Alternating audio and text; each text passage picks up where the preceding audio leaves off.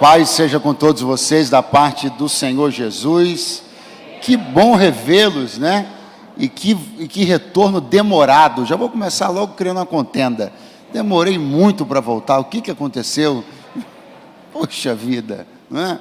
Ainda bem que ele não ouviu, vai que ele não. Eu comecei reclamando que eu demorei muito para voltar. Poxa. Foi antes da pandemia que eu vim aqui, gente. Meu Deus, não foi? Sangue e fogo, é muito tempo. Foi no século passado esse negócio, não foi? Mas olha, eu estou feliz em estar de volta e reencontrá-los do mesmo jeitinho, no mesmo espírito, né? Que da última vez. Um espírito celebrativo, jubiloso, uma casa cheia da presença de Deus, cheia de alegria, cheia de serviço, cheia de acolhimento. Eu estou muito feliz em revê-los de verdade. E a minha oração é que Deus continue abençoando ricamente a vida de vocês como igreja, liberando todo o seu favor, todo o seu rio de vida sobre vocês, para que vocês continuem sendo uma bênção para toda essa comunidade ao redor. E sobre este projeto que vocês estão se lançando, desse terreno, eu já quero me alegrar, ser entusiasta e já estou sonhando junto, para nós vermos as grandes coisas que o Senhor fará. Afinal de contas, não há nada difícil para Deus, nada, e o Senhor fará isso, e será maravilhoso, e eu vou estar aqui, nem que seja manobrando os carros no estacionamento. Aleluia. Muito obrigado, pastor Roberto, pastora Patrícia, que bom revê-los. Não precisa, vou deixar o pessoal descansar.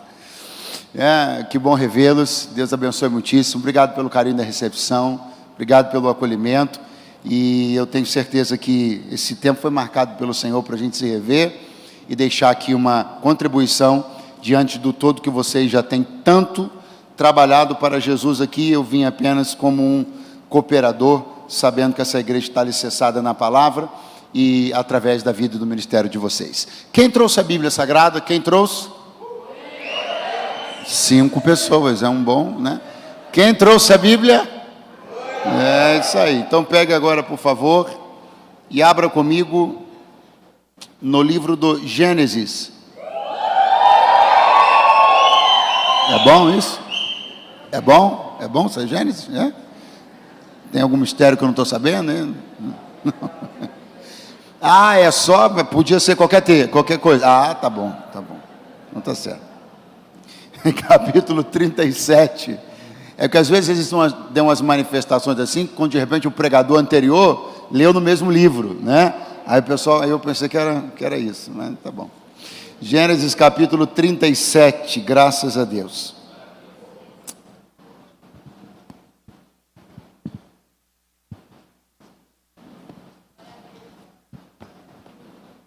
Versículo de número 2.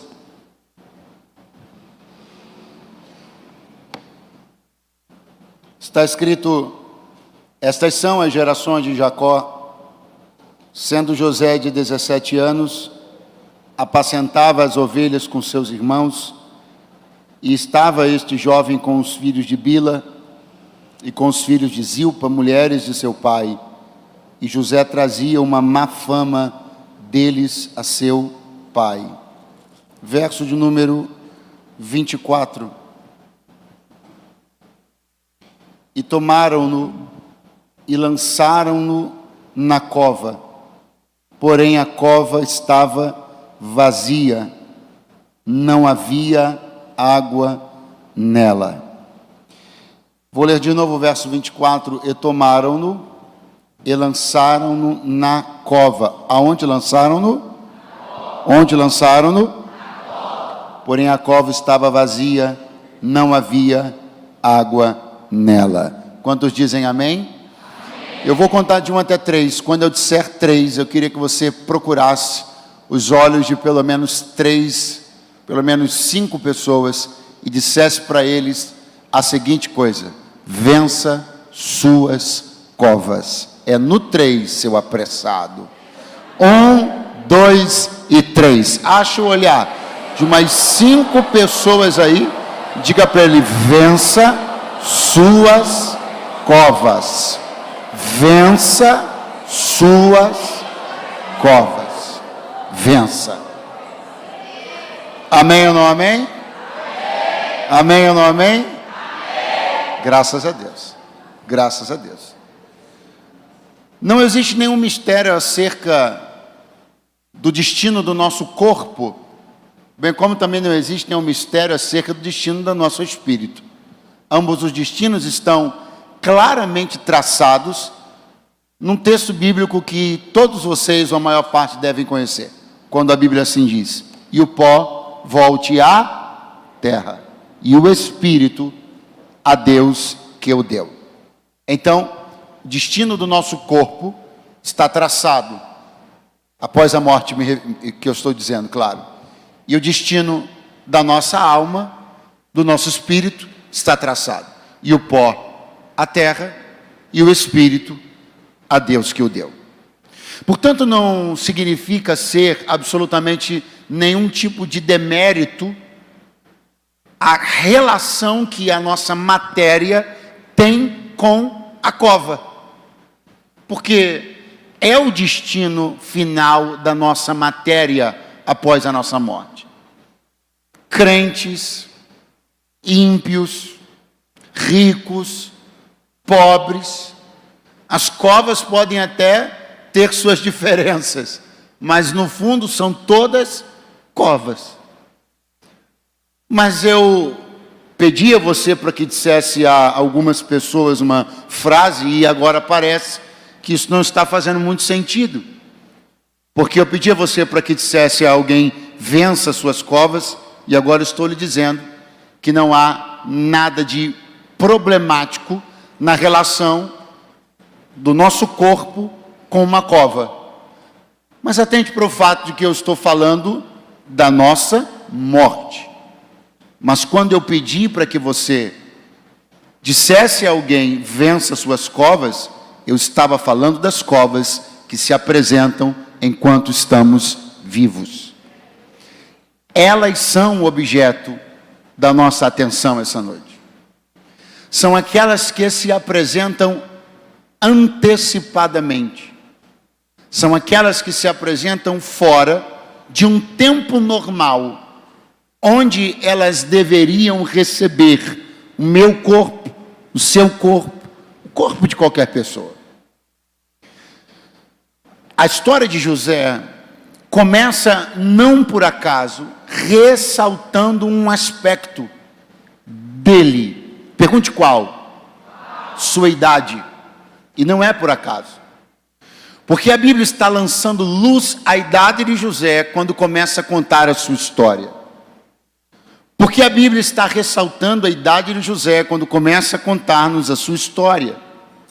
Porque daqui a pouco o próprio texto vai se encaminhar para dizer-nos que uma cova se abriu no caminho de José e que ele foi lançado vivo nesta cova.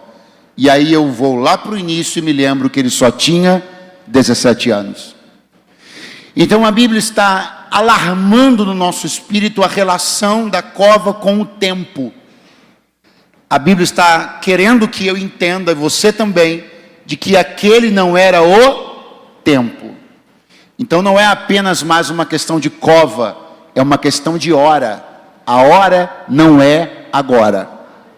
Isso é tão maravilhoso que quando José, e nós vamos chegar nos minutos finais da mensagem novamente visitar o que eu vou dizer agora, mas já vou antecipar. Quando José está diante dos seus irmãos lá no Egito, anos depois, tanta água rolou debaixo dessa ponte, José vai olhar para os seus irmãos e vai dizer assim: eu morro agora. Olhe isso. Eu morro agora. José está diante daquelas pessoas responsáveis por tentar precipitar a hora da sua morte. Ele olha para essas pessoas e diz para elas: agora eu morro. Agora. Não na hora que vocês queriam. Não na hora que vocês tentaram. Não na circunstância que vocês planejaram. Agora. Porque agora aquele que tem o domínio da vida e da morte agora ele me diz que acabou. Porque não acaba quando vocês dizem que acaba. Acaba quando o meu Senhor diz que acabou. Só que quando nós começamos a pensar essa relação de José com uma cova em vida, no processo da sua vida, aberta diante dele para tragá-lo, engoli-lo, precipitar a finitude dos seus dias, nós lembramos que José não está sozinho na Bíblia, numa relação com uma cova em vida. Nós vamos nos lembrar que um outro notável jovem da Bíblia, que tem algumas similaridades bastante interessantes com José, também teve que vencer uma cova. Por favor, alguém sabe de quem eu estou falando? Alguém sabe de quem eu estou falando? Como é que é o nome dele?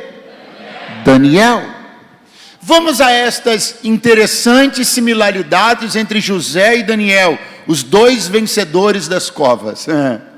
Bom, ambos eram jovens quando foram introduzidos em nações estrangeiras.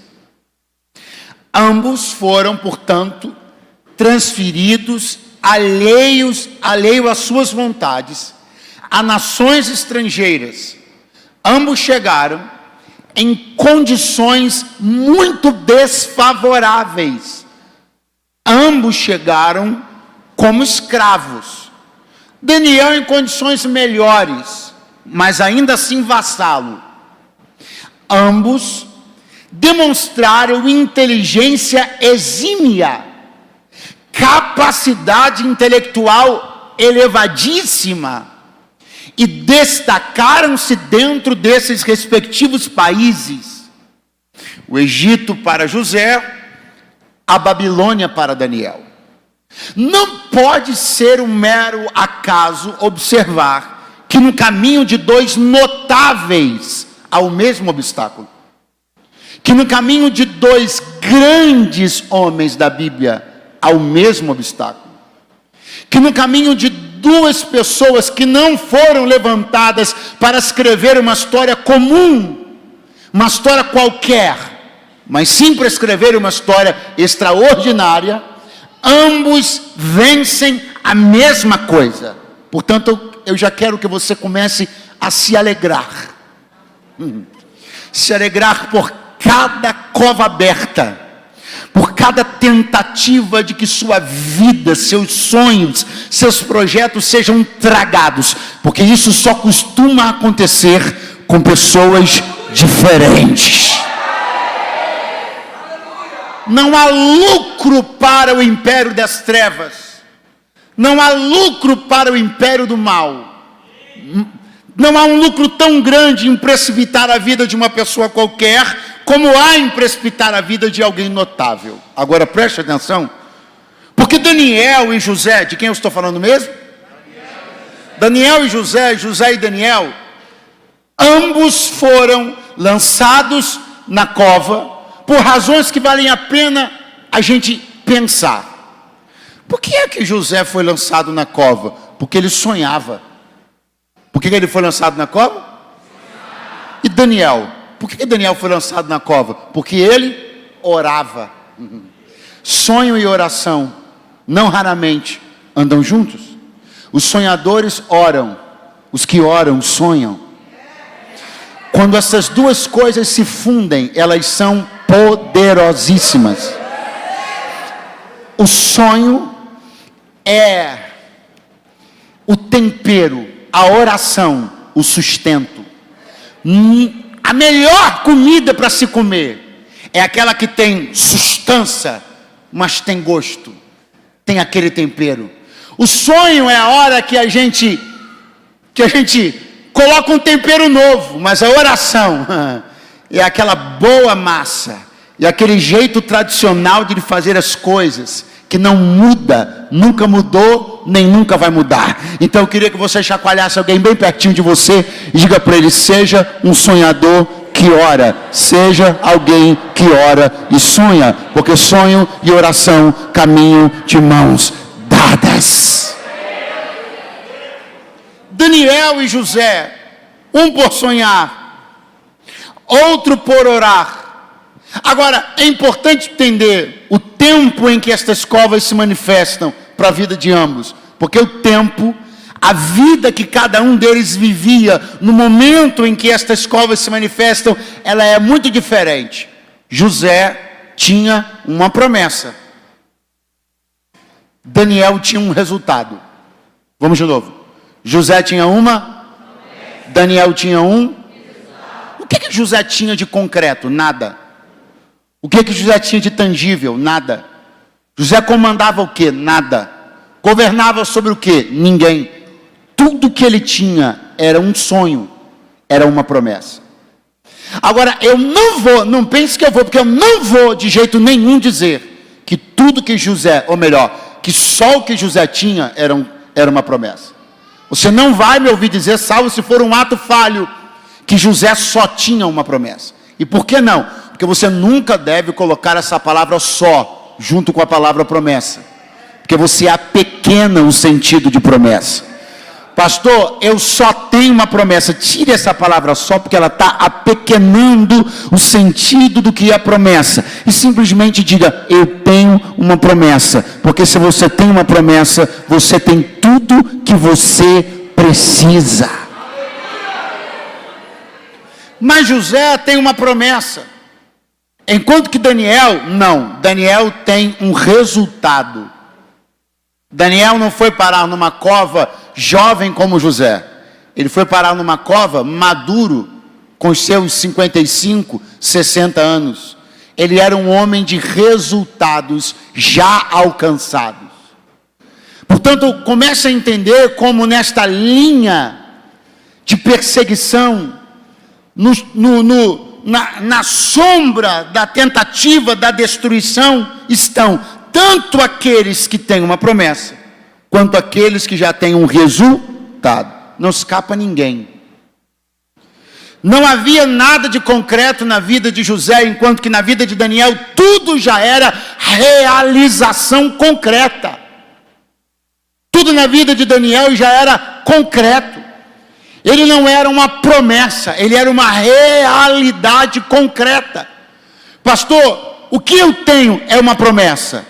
Cuide-se. Pastor, eu já realizei. Continue se cuidando.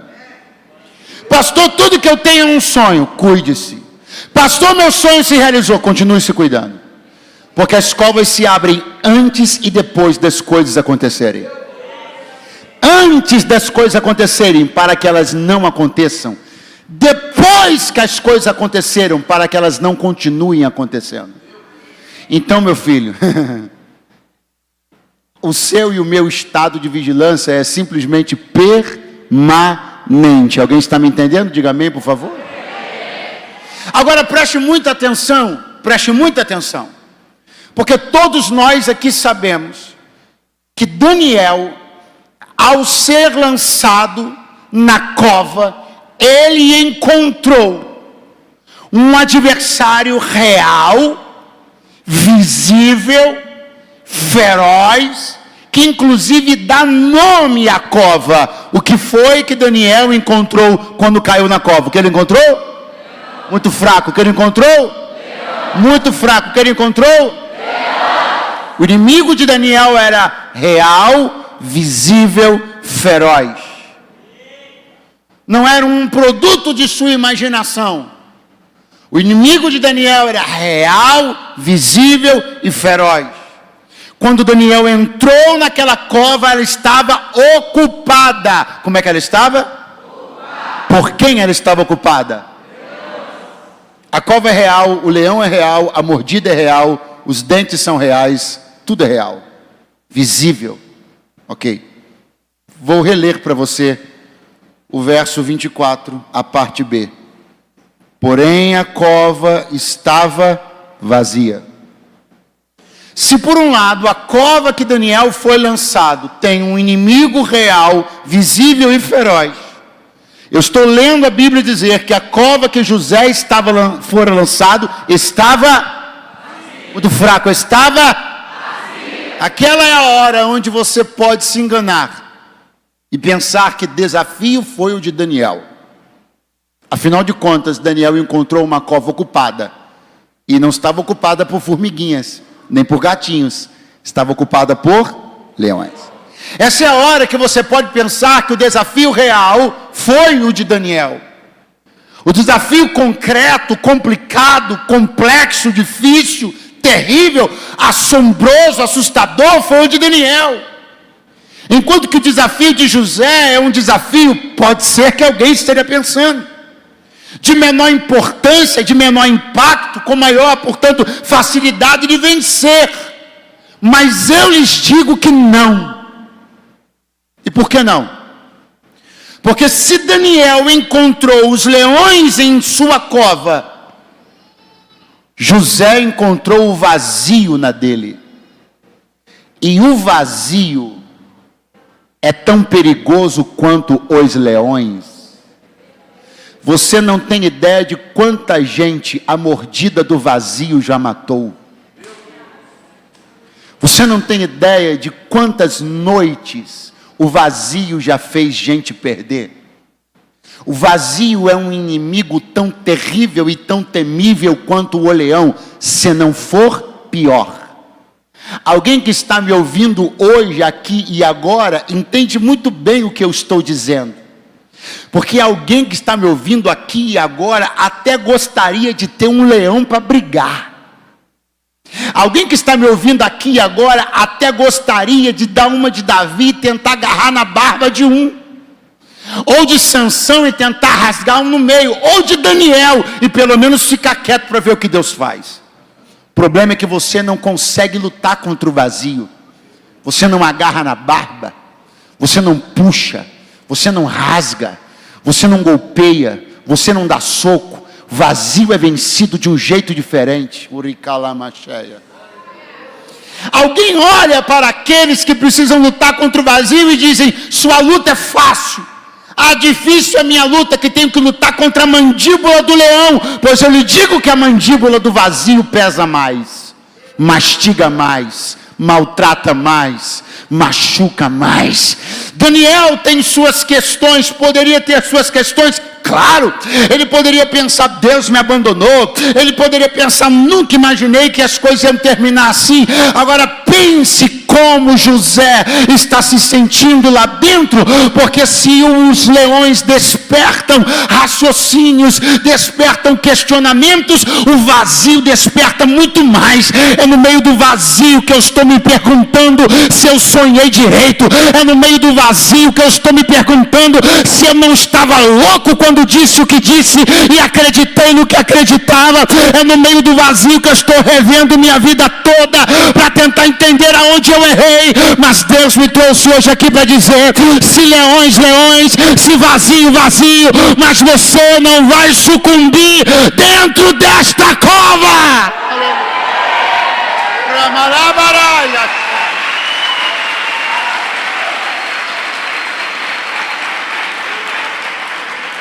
Segura a mão de alguém do seu lado, eu sinto a presença de Deus aqui neste lugar. Olhe nos olhos dela e diga: não desprezes. Muito fraco, diga: não despreze. Quem está lutando contra o vazio, não despreze. Diga para ele: não despreze. Quem está lutando contra o vazio, não diminua a guerra de quem não tem leões para vencer.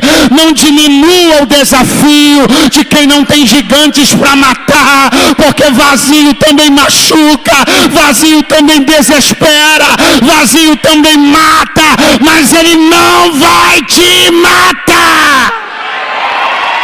Aleluia!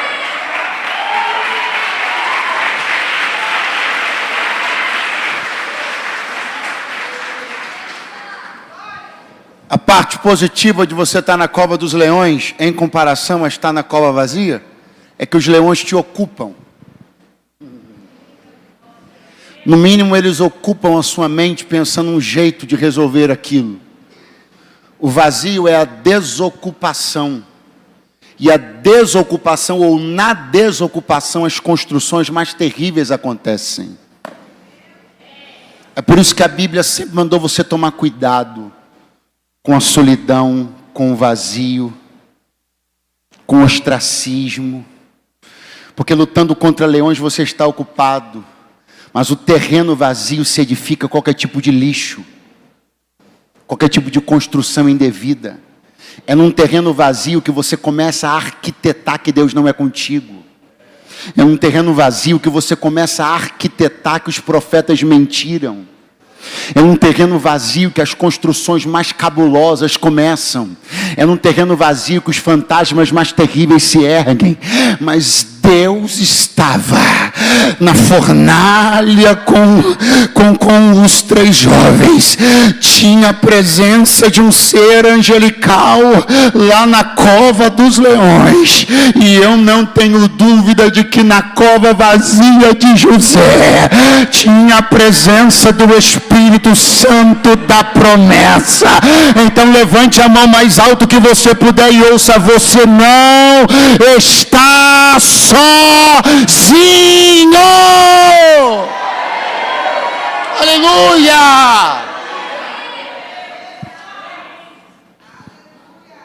José arrumava problemas, porque falava demais, não porque falava o que as pessoas não gostavam de ouvir. Ele levava as notícias. Alguém tinha que fazer. E ele dizia para o seu pai como seus irmãos se comportavam. E seus irmãos estavam aborrecidíssimos porque ele ganhara de seu pai uma túnica de várias cores. Porque seu pai aparentemente o tratava com algum tipo de distinção. E de repente, num dia de trabalho, os irmãos de José são enviados a um campo distante, mais largo e espaçoso, para poder apacentar as ovelhas. E aí de repente eles começam a demorar muito, não dá notícia. Jacó chama José e diz: vá lá, vá ver o que aconteceu com eles. E vai José, vestido com a sua inseparável túnica, sem saber do que lhe aguardava. Diz a Bíblia que José vai chegando, e de repente os acha em Dotã. E a Bíblia diz que eles o veem de longe. Diz assim: olha lá, lá vem ele. Lá vem o sonhador mor. E diz a Bíblia, atenção, quem me ouve diga amém. Amém. Diz a Bíblia, e conspiraram para matá-lo. Diga comigo, conspiraram. Eu vou contar de 1 até 3 e todos vocês vão respirar. Vamos lá? No 3. 1, 2, 3. Quem fez? Por que eu mandei você fazer isso? Porque o sentido de conspiração tem a ver com respiração conjunta. Conspirar é respirar junto. Vou repetir. Conspirar é respirar junto. Pastor, se só Rubem tivesse ali, ele poderia ter conspirado contra José? Não. Isso seria um problema semântico. É impossível que alguém conspire sozinho. A conspiração é, por definição, um ato, no mínimo, de 2 pessoas. Os irmãos de José estão conspirando, respirando juntamente para, e agora vem o segundo detalhe, fazer o mal a José, até porque não poderia ser diferente. Pergunte por quê? Segundo a característica da palavra conspiração, não pode ser aplicada para fins benéficos. Não existe conspiração do bem. Então toda conspiração, primeiro, é um ato de no mínimo 2 pessoas. Segundo, é um ato de malignidade. Então nós estamos vendo uma operação, uma ação conjunta para matar José. Pastor, é nesse clima? Nesse clima que eu chamo sua atenção para uma questão de dever, para uma questão de responsabilidade e para uma questão de negação. Que é isso, pastor? Existe um dever, existe uma responsabilidade e existe algo para o qual você deve se negar terminantemente. Qual é a sua responsabilidade? Respirar. Por quê? Porque você precisa viver. Qual é o seu dever? Inspirar. Por quê? Porque não é só sobre você, é sobre os outros. E qual é o seu comprometimento? Não conspirar. Porque crente respira para si, inspira para outros e não conspira contra ninguém. Vou repetir. Crente respira porque é sobre si, inspira porque é sobre outros, mas não conspira contra ninguém. A conspiração é um ato inapropriado, descabido dentro da vida cristã. Se você conhece quem conspira, ore para Jesus salvá-lo, porque ele está perdido. Se você for convocado, aliciado, convidado para qualquer ato conspiratório, negue-se veementemente, clama o sangue de Jesus e lembre-se da noite deste dia, aonde o Senhor nos reuniu para dizer, parece que isso pode não ter nada a ver, mas escute porque a conspiração é um assédio terrível, a conspiração tem seus pontos, a conspiração tem seus gracejos, a conspiração atende algumas coisas da nossa natureza caída, mas há poder no nome e no sangue de Jesus. Eu vim pregar a uma igreja que inspira e não a uma igreja que conspira. Quando nós nos ajuntarmos, que seja para inspirar a cidade. 3 pessoas, só aqui nesse canto aqui. Quando nós nos ajuntarmos, que seja para inspirar a cidade. Quando você estiver perto de alguém, 2, 3, 4 ou 5, e quando você enxergar alguém de longe, que você não faça como os irmãos de José, que conspirem contra, mas que você olhe alguém de longe e diz, olha lá alguém que a gente pode ajudar, olha alguém que a gente pode salvar, olha alguém que a gente pode dar uma palavra, olha alguém que a gente pode inspirar hoje, olha alguém que a gente pode ser boca de Deus, olha alguém que a gente pode acolher. É um compromisso que eu gostaria que você sacramentasse diante do altar na noite deste dia. Respire por si, inspire os outros e não transpire, não conspire nem hoje, nem amanhã, nem nunca, porque você é um salvo, você é um filho da luz. Quem me entende, diga glória a Deus esta noite. Conspiraram contra ele, e o problema dos conspiradores é que eles não compreendem que ao conspirar contra quem quer que seja, esta pessoa contra quem se conspira vai ser afetada, sim ou não? Mas não antes de que seja afetada outra pessoa. Toda conspiração, antes de afetar seu alvo, afeta Deus. E eu vou provar por quê.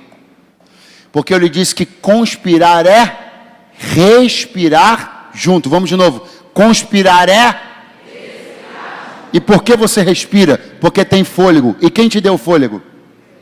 Então a conspiração é o uso indevido de um fôlego que lhe fora presenteado por Deus.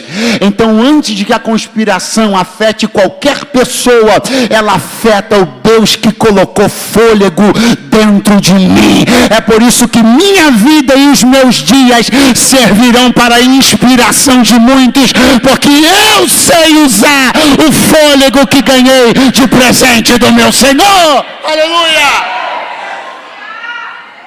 Eles estão olhando e estão dizendo, vamos matá-lo, vamos destruí-lo. Aí de repente vem a Bíblia e diz que Rubem, quem eu falei? Rubem olha e diz assim, não vamos matá-lo. Não, é nosso irmão. Ai, tem uma cova ali. Vamos fazer o seguinte, vamos jogar ele nessa cova. Aí a Bíblia, triplica a sua atenção, a Bíblia diz assim, ele fez isso, porque planejava retirar José da cova logo depois. Então repare, quando os irmãos de José decidem, vamos matá-lo, Rubem entra e diz assim, não, ele é nosso irmão, vamos pegar ele, e vamos colocar colocar nessa cova. Aí diz a Bíblia, o plano dele era colocar José na cova, quando ele se distraísse, sem que eles percebessem, para não ficar mal com eles, Rubem iria lá e tiraria José da cova. Agora preste atenção, Rubem está sendo bom? Parece que sim. Mas é preciso você entender uma coisa sobre bondade. A bondade não pode ser covarde. Todo mundo que quer ser bom tem que ser peito para ser bom no meio de uma geração má. Vou repetir. Todo mundo que quer ser bom tem que ter coragem para ser bom no meio de uma geração má. Rubem tinha uma bondade constrangida, uma bondade velada. Ele queria ser bom, mas queria ser popular. E vai ter uma hora onde você vai ter que escolher. Ou você será bom, ou você será popular. Rubem queria ser bom para com José, mas não queria desagradar seus irmãos sanguinários. Tem hora que você vai ter que escolher. Ou você vai ser bom, ou vai ser aliado dos sanguinários. Todo homem que quer ser bom está tomando uma decisão de que lado está se posicionando. Pastor, como é que essa história continuou? Eu te conto. A Bíblia diz então que Rubem some. Ele se distrai, ele foi fazer alguma coisa, não está claro. O que está claro é que de repente com José dentro da cova vem uma caravana de ismaelitas. Os irmãos deles, na ausência de Rubem, dizem assim, quer saber? Vamos vender ele. Tira ele da cova, vende para os ismaelitas. Quando o Rubem volta, pensando, agora eu vou ser bom. E não dá mais tempo, porque bondade tem prazo de validade. A gente quer ser bom, mas quer ser bom num tempo que não nos dê constrangimento. A gente quer ser bom, mas quer ser bom numa determinada hora, onde não seremos julgados. A gente quer ser bom, mas quer ser bom fora dos olhos daqueles que vão nos acusar de sermos bonzinhos demais. Então me desculpe, você não quer ser bom. Porque quem quer ser bom, paga o preço de ser bom. Glória a Deus, ali um aleluia, lá em cima na galeria. Quem quer ser bom, paga o preço de ser bom. Dê uma olhadinha para o seu vizinho e diga para ele, seja bom. Não tenha vergonha de ser bom. Porque os maus não têm vergonha de ser maus. Os corruptos não têm vergonha de ser corruptos. Os pilantras não têm vergonha de ser pilantras. Os ímpios não têm vergonha de ser ímpios. Os iníquos não têm vergonha de ser iníquos. E você está com vergonha de ser bom. Aleluia! Você está com vergonha de ser crente. No mundo onde as pessoas não estão com vergonha de serem pilantras. Você está com vergonha de ser limpo no mundo onde as pessoas não têm vergonha de sua sujeira. Você está com vergonha de ter um namoro santo, enquanto os seus amigos não têm vergonha de serem promíscuos.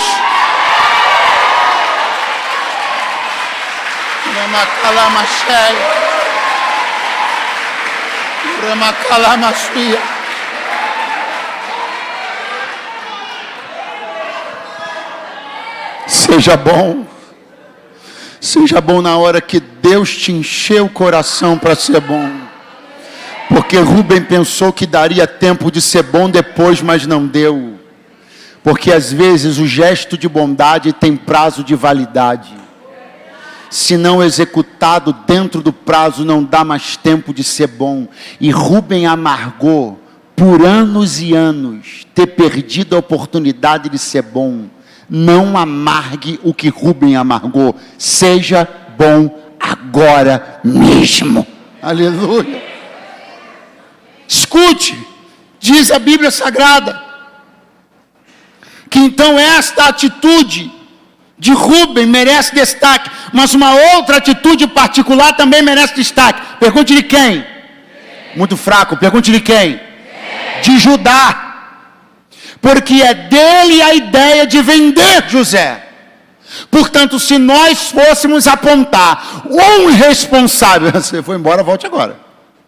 Um responsável direto, nominal, pela separação de José, da sua família, dos seus irmãos, esse responsável nominal seria? Agora olha o que diz o capítulo 38 de Gênesis, eu leio para você, e o verso primeiro, eu leio para você. Diz assim: Aconteceu no mesmo tempo, isso aqui é depois, tá? Que Judá, quem? Fraco, quem? Desceu de entre seus irmãos e entrou na casa de um varão de Adulão. Sabe o que a Bíblia está dizendo? Sabe o que significa desceu de entre os seus irmãos? Saiu do meio dos seus irmãos. Passou, o que o senhor está querendo dizer? Isso mesmo. Que o mesmo Judá que separou Jacó do meio, que separou, perdão, José do meio dos seus irmãos, ele mesmo não ficou logo depois. Onde o senhor quer chegar, pastor? Já cheguei. Você não reparou, não? Que as pessoas que querem te tirar acabam também não ficando?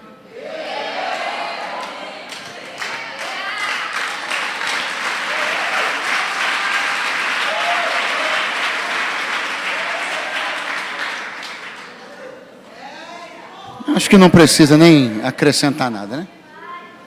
Escute isso aqui. Quando eles terminam de vender José, venderam José, o que eles fizeram? Melhor, calma aí, desculpe, deixa eu voltar.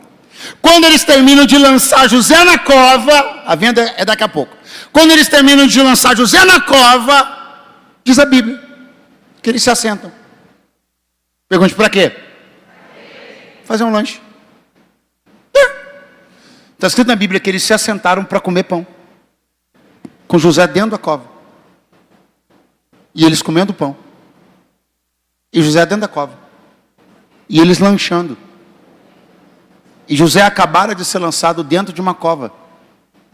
Vazia. Para ser abandonado à própria sorte. E eles estão comendo pão.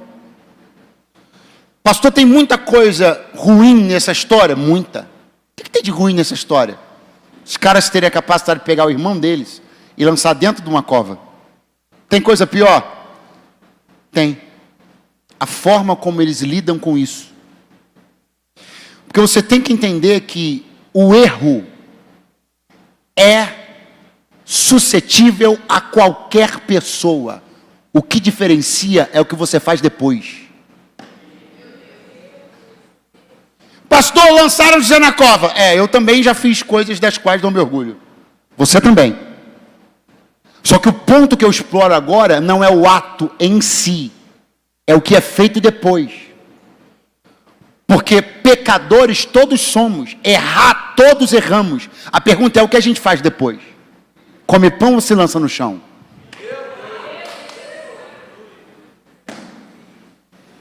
Muito cuidado com a indiferença em relação ao que acabou de acontecer. Porque quando a frieza nos toma e já não nos impacta o que acabamos de fazer, a ponto de que conseguimos até fazer coisas triviais como comer pão, significa que não nos impactou em nada o gesto que acabamos de cometer. E é aí que a coisa fica pior. Porque enquanto estamos fazendo, estamos envolvidos num ato que não deveríamos, estamos enlaçados, estamos enredados, estamos numa situação que não deveríamos estar. Aconteceu, e agora? Come pão ou se lança no chão? As refeições após os lançamentos na cova são requintes de crueldade piores que a própria crueldade. Eu ando muito preocupado com os lanches que as pessoas estão tendo coragem de fazer, logo após terem feito o que fizeram. Deus guarde a sua alma. Pastor, eu vim aqui para isso. Foi. Deus guarde a sua alma e a minha também, de nos tornarmos indiferentes para com nossos próprios erros. Eu não vim dizer que não acontece, eu vim dizer para que se, tomara que não, mas se acontecer um desvio de conduta, de moralidade, uma queda, qualquer coisa, não coma pão, se lance no chão, porque é isso que diferenciará o seu futuro. Ramachalabagaia. Aleluia!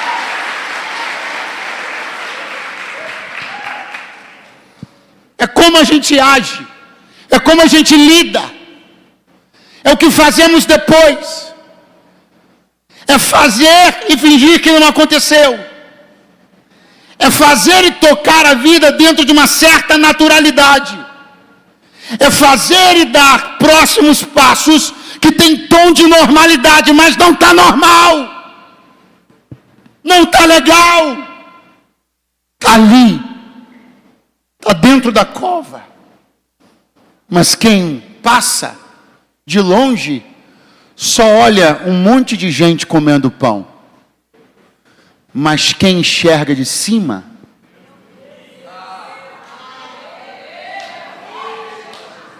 quem enxerga de cima, está vendo o que está dentro da cova. Porque homens olham superficialmente outros em seus banquetes. Deus olha o que eles acabaram de fazer. Tem um amém, um aleluia? Escute, eu já preciso começar a concluir o que o meu cronômetro me diz. Preste atenção. Preste atenção. A pastora está encorajando a minha rebeldia ao relógio. Aleluia. Brincadeira, mas o tempo está sendo mais que o suficiente. Preste atenção. Então nós temos aqui agora este caso. Temos eles comendo pão, José dentro da cova, aí diz a Bíblia que vem uma caravana de ismaelitas. Isso aqui é maravilhoso. Quem ainda está aí, diga amém. Uma caravana de ismaelitas. Caravana de ismaelitas. Ismaelita é adjetivo pátrio. Ismaelita é para dizer que os caras descendem de quem, gente? Ismael. De quem eles descendem? Vamos lá, bote sua cabecinha para funcionar que está muito cedo ainda. De quem eles descendem? Lá dentro da cova quem está? José. José é filho de quem? Jacó. Jacó é filho de quem? Isaac. Isaac é filho de quem? Abraão. Abraão era pai de Isaac e também era pai de Ismael. Da linhagem de Ismael vem essa caravana. Da linhagem de Isaac vem José. Vamos de novo? Da linhagem de Ismael vem o pessoal dessa caravana. Da linhagem de Isaac vem quem? O irmão José que está lá dentro, os irmãos dele também. Quem entendeu isso, diga amém? Mas não para por aí. A história de Ismael e Isaac, na verdade a história de Sara e Agar, as suas respectivas mães, é utilizada na Bíblia Sagrada como apontamento e alegoria para falar de lei e graça, para falar de escravo e livre. Então os filhos de Ismael são os escravos, os filhos de Isaac são os livres. Então tem uma coisa aqui muito estranha. Porque quem é o livre? José. Quem é o descendente do escravo? Os ismaelitas. Mas quem foi vendido para quem? O livre foi vendido pelo escravo, por o escravo. E o escravo comprou o livre. Aonde você viu isso? Por que isso está aqui na Bíblia? Porque a Bíblia está querendo chamar a nossa atenção para relações estranhas, onde são os escravos que estão comprando os livres.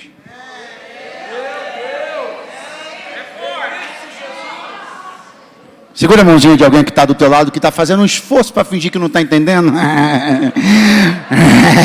Dá uma chacoalhadinha nele e diz assim: vamos organizar as coisas. Você é o livre.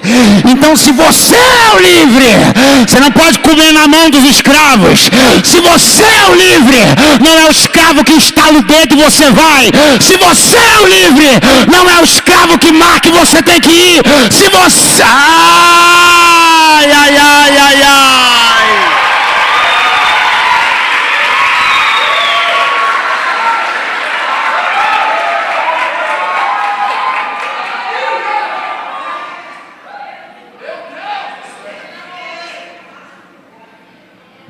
Quem está na relação de livre, quem está na relação de escravo? Quem tem ascendência sobre quem? Proeminência sobre quem? Quem governa quem e quem é governado sobre? Como é que está esse negócio aí? Está estranho. O livre é você, o escravo faz assim. Está lá você. Sobe uma mensagem do ismaelita. Ah, eu vou entrar, hein?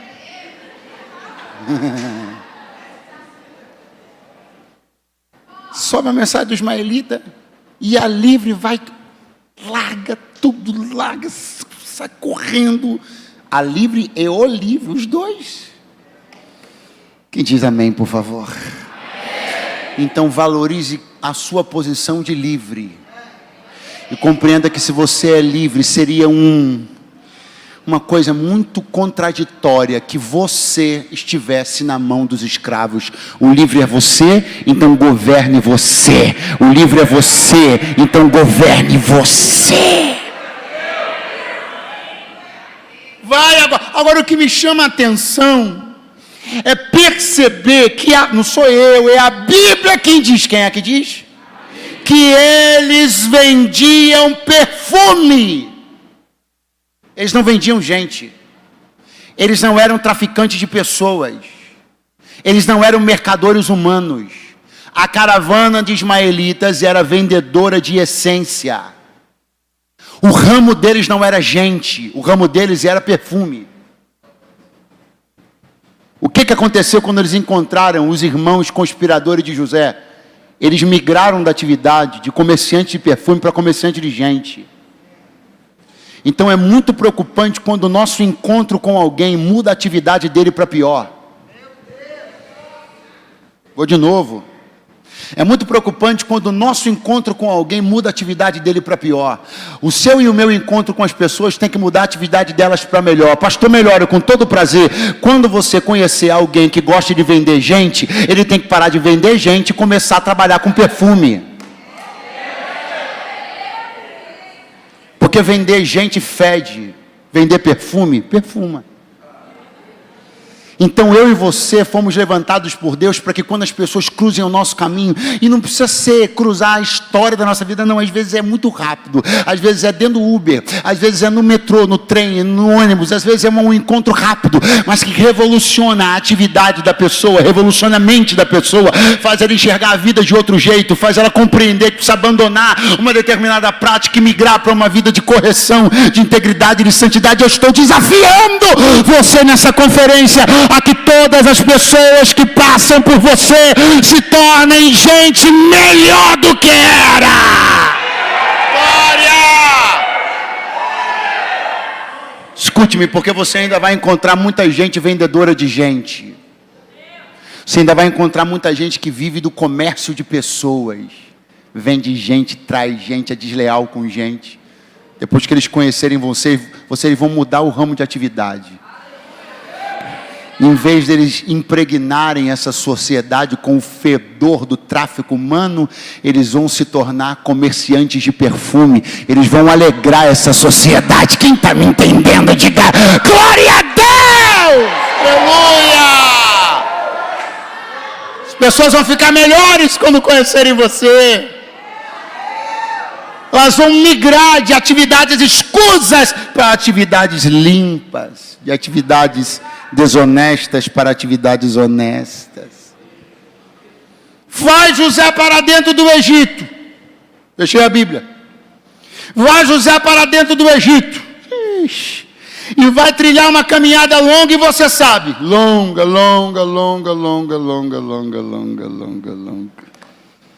Até que, no fim da sua história, ele vai se reencontrar com os seus irmãos. E vai desenhar uma tipologia clássica e bíblica que o aponta e o conecta com o Messias. Porque José, diga, José é um tipo legal, bíblico de Cristo. Por quê? Muitas razões. Mas minimamente é interessante considerar que ambos têm uma relação muito intrigante com um elemento: túnica. A túnica de José era aquilo que mais despertava ódio nos seus irmãos. E a túnica de José, quando ele fora vendido, diz a Bíblia Sagrada que os seus irmãos pegaram a túnica, pegaram sangue.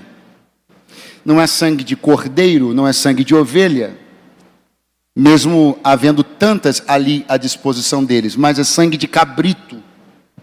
Porque eles sabiam que o sangue do cabrito, se você não sabia, vai saber agora, é o sangue com coloração mais idêntica ao do ser humano.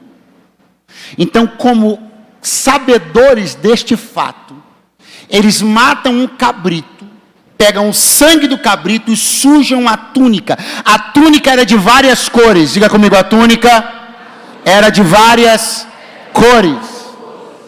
Todas as cores foram escolhidas pelo Pai. Mas agora essa túnica vai ganhar mais uma cor. Essa cor é intrusa. Preste atenção. O que o seu adversário quer é pegar uma túnica cujas cores foram escolhidas pelo seu Pai e colocar um tom intruso a mais. Uma cor que não foi Deus que escolheu. Eles apresentam para Jacó, você conhece a história, Jacó pensa que eles estão mortos. Agora, preste bem atenção.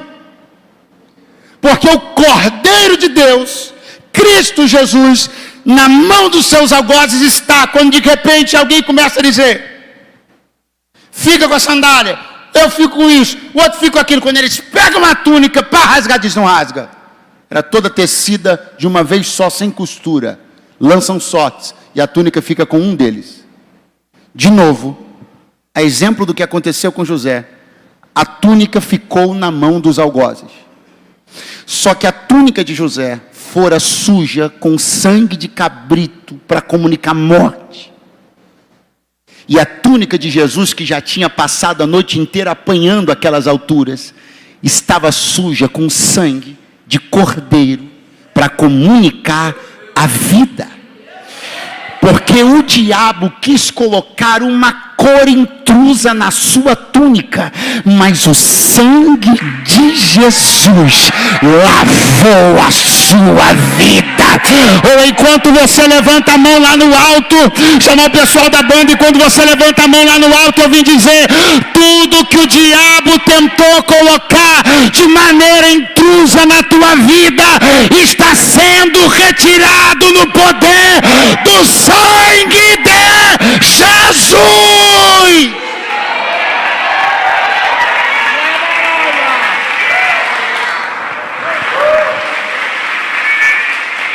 Ele quer sujar, Jesus limpa. Ele quer macular, Jesus limpa. Ele quer colocar corrupção, Jesus limpa.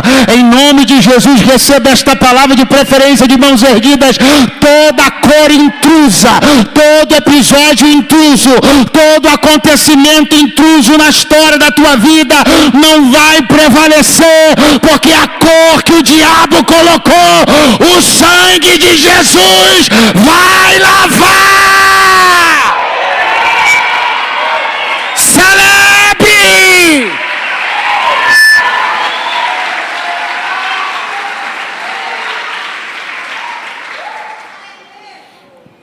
Lembra que eu te falei que os minutos finais seriam novamente mencionados o que foi mencionado lá no início? Jacó está diante dos seus irmãos. José, adulto, governador, muita água já rolou debaixo da ponte. Ele olha para os seus irmãos, podem começar, podem fazer algo do céu, aleluia, e diz para eles, agora eu morro. Eu repito o que disse no início, nesse agora tem José dizendo, não foi na hora que vocês queriam. Nesse agora tem José dizendo, quem manda na minha vida é Deus. Nesse agora tem José dizendo, vocês pensaram que estavam me atrapalhando, mas me ajudaram.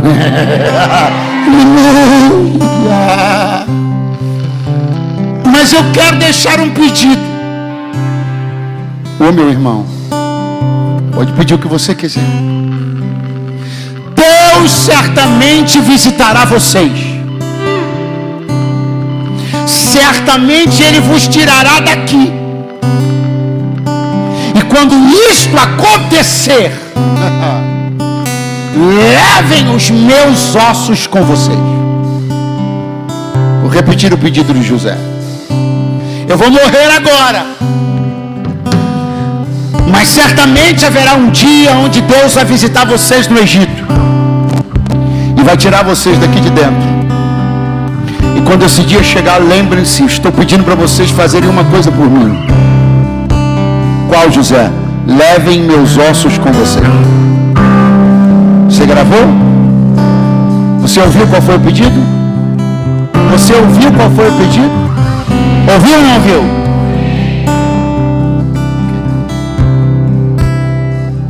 400 anos se passaram. E assim como José predisse e aconteceu, Deus visitou o seu povo. E disse: vou tirar vocês daí. Eu pergunto e você responde: algum dos 11 irmãos de José estava vivo 400 anos depois? Não. Agora então perceba que nós não estamos falando das mesmas pessoas. Nós estamos falando de uma outra geração. Estamos falando de quem? Outras pessoas fizeram algumas coisas que não nos dizem respeito. Outras pessoas cometeram erros em outros momentos. Isso não nos diz respeito. Nós somos uma outra geração. Vou tentar de novo. Outras pessoas cometeram erros em outros tempos. Nós somos uma nova geração.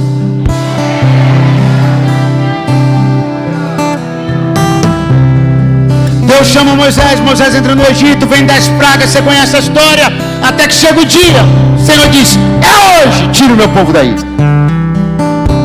Correria para um lado, correria para o outro, corre para cá, corre para lá, pega isso, pega aquilo, vamos embora. Deus bradou, está na hora, vamos embora. De repente alguém, pera. Não podemos sair assim não. Uma promessa foi feita lá atrás. E esta geração agora precisa cumprir esta palavra. José pediu para que seus ossos fossem levados. Quem está aí, diga alguma coisa. Eu não sei exatamente quantos foram, quais os nomes deles, mas eu sei que legítimos representantes daquela geração vão fazer uma coisa. E o que eles vão fazer, pastor? Levar os ossos de José. Ah, mas peraí, não estraga as coisas. Não seja tão pragmático. Para que eles levassem os ossos de José. O que eles tiveram que fazer? Tirá-los de algum lugar onde estavam depositados. 400 anos depois, aquela geração está fazendo o inverso.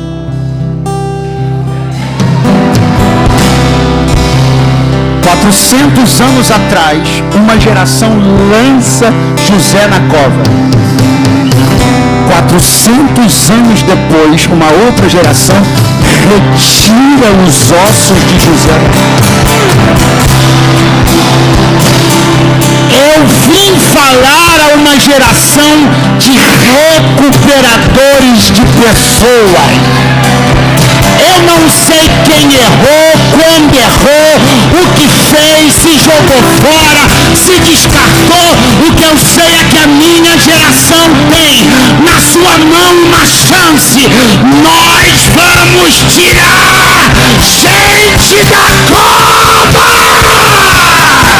Quem vem comigo? Dá um pulo dessa cadeira agora. Fica de pé, fica de pé, fica de pé.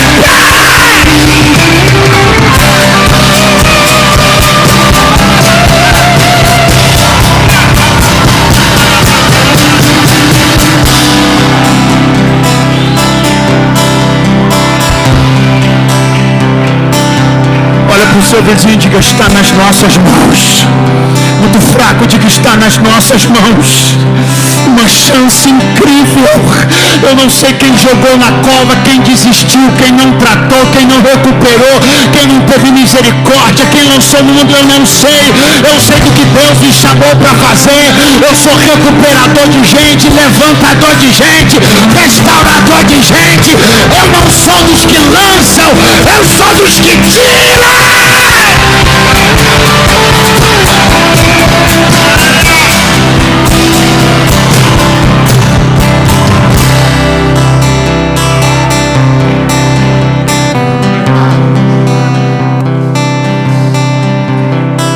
Você está está mergulhado aqui 3 dias, 4 dias, o tempo total, você 4, o tempo total 5. Você está dentro de uma conferência mergulhado 5 dias. Porque Deus está muito interessado em chamar essa geração no canto e dizer: vocês têm a chance. Vocês não precisam ficar pedindo desculpas pelo que seus pais fizeram, pelo que seus avós fizeram. Vocês não precisam ficar pedindo desculpas porque outros líderes negligenciaram essa ou aquela área, não perdoaram ou foram inflexíveis aquilo ali. Essa sociedade não precisa das desculpas da igreja. Ela precisa que uma igreja se levante para fazer o que tem que ser feito. E eu vim dizer que nós faremos o que tem que ser feito. Eu vim profetizar que nós faremos o que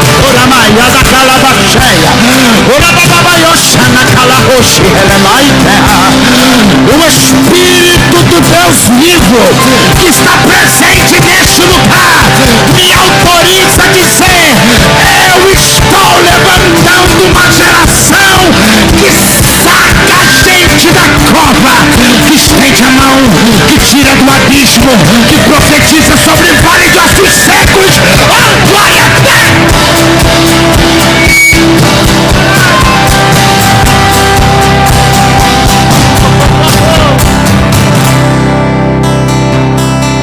Você não tem ideia do que está para começar. Você não tem ideia do que está para começar quando essa conferência terminar. Você não tem ideia do que está para começar quando essa conferência terminar.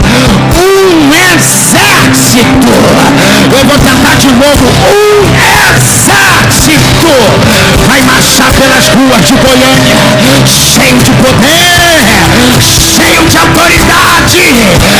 Quem foi enterrado, a igreja vai desenterrar.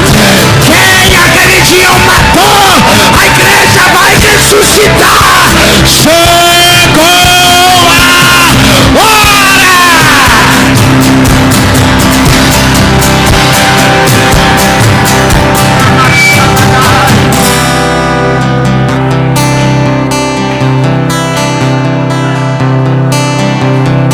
Nós não faremos isso sozinhos.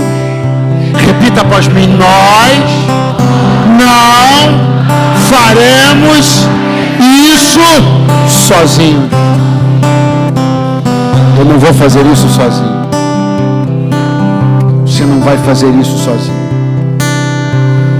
Porque se a conspiração dos irmãos de José foi uma obra conjunta,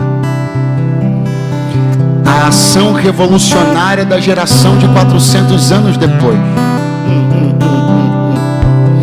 precisará ser igualmente conjunta.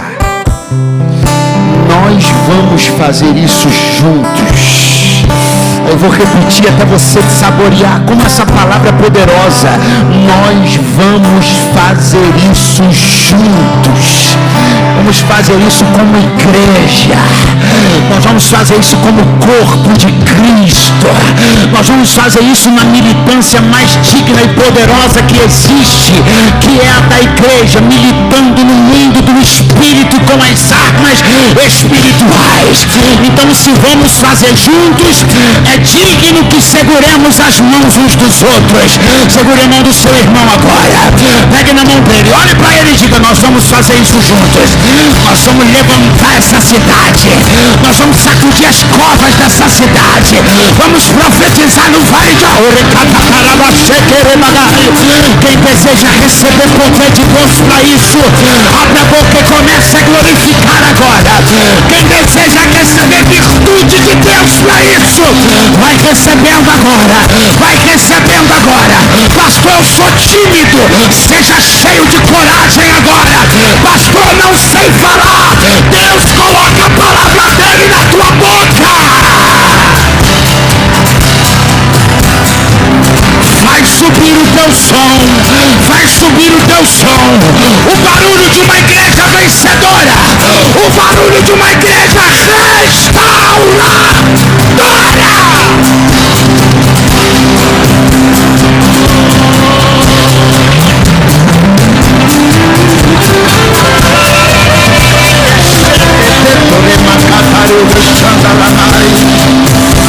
Ricataroca no baxiquetere pro protocolo calamanarama.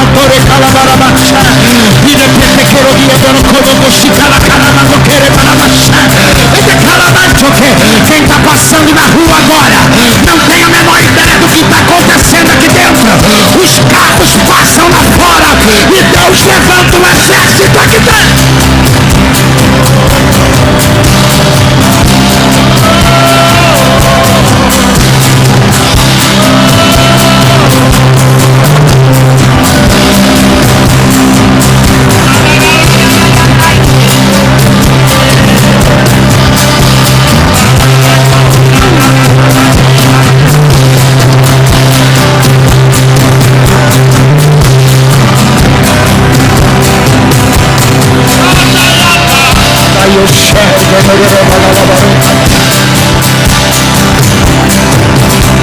Está na nossa mão, está na nossa mão.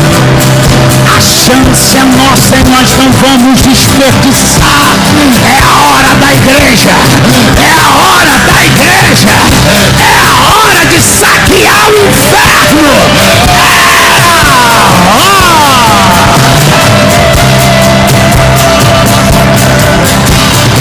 Ossos secos, voltai a viver. Ossos secos, voltai a viver. Ossos secos, voltem a viver. Ossos secos, voltem a viver. Lá na sua escola, lá na faculdade, lá na sua rua, lá na sua casa. Ossos secos, voltem a viver. Voltem a viver. Voltem a viver. O mesmo Espírito que ressuscitou Cristo dentre os mortos é conosco.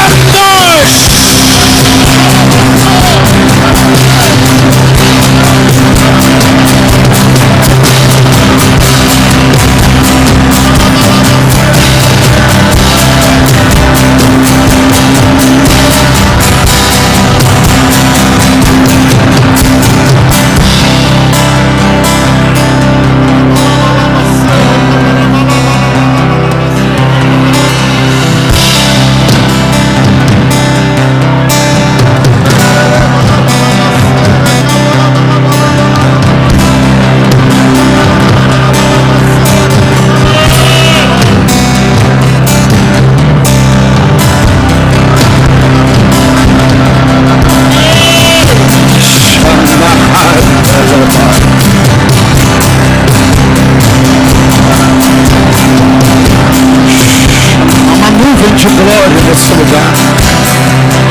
Há uma nuvem de glória nesse lugar. Pastor, o que está acontecendo no meio desse barulho? Deus está capacitando essa geração. O que está acontecendo no meio desse barulho? Deus está abrindo a tua boca e chama de palavra. O que está acontecendo no meio desse barulho? Deus está renovando você. O que está acontecendo no meio desse barulho? Deus está te enchendo de coragem. Espírito de covardia, saia do nosso meio agora. Espírito de medo, saia do nosso meio agora. Agora. Não há lugar para covardia. Não há lugar para o medo.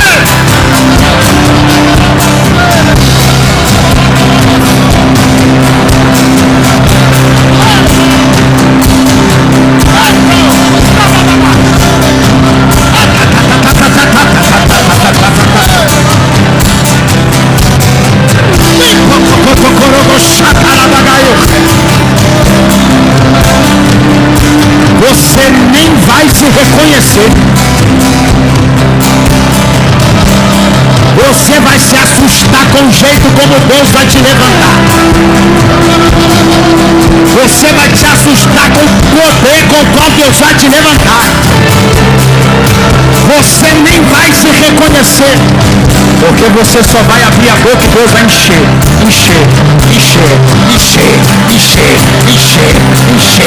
Palavra de sabedoria na tua boca, palavra de conhecimento na tua boca, palavra que vai apaziguar grandes conflitos na tua boca.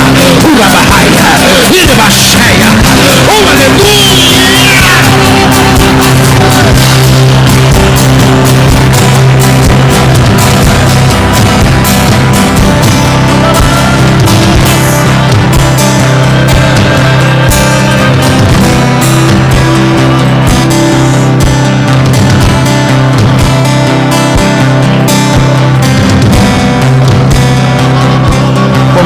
esse momento.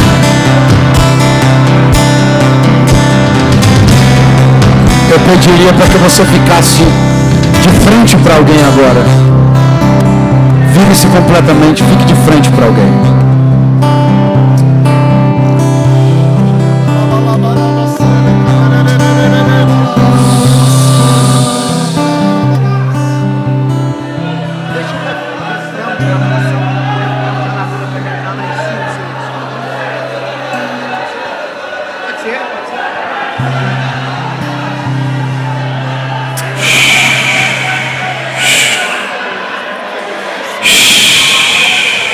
Há uma nuvem de glória nesse lugar. Há uma nuvem de glória nesse lugar. O que Deus está fazendo é de proporções incalculáveis. O que Deus está fazendo é muito grande.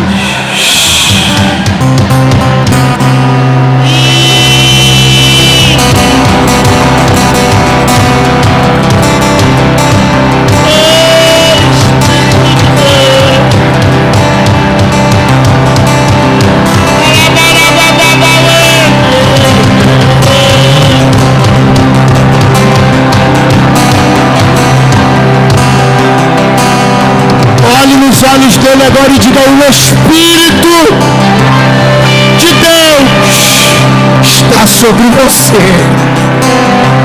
A nossa geração tem a maior oportunidade da história e nós não vamos desperdiçar. Chegou a hora. Chegou a hora das covas de Goiânia se abrirem, os vales serem sacudidos e os profetas somos nós. Diga para ele: daqui a pouquinho eu vou te dar um abraço. E o que faltava para você se encher de coragem para sair daqui e ser usado por Deus, não vai faltar mais. Eu conto um, se prepara. Eu conto dois, resistências vão cair. Eu conto 2,5, nada pode deter a igreja. Eu conto 2,45, ele está diante de nós.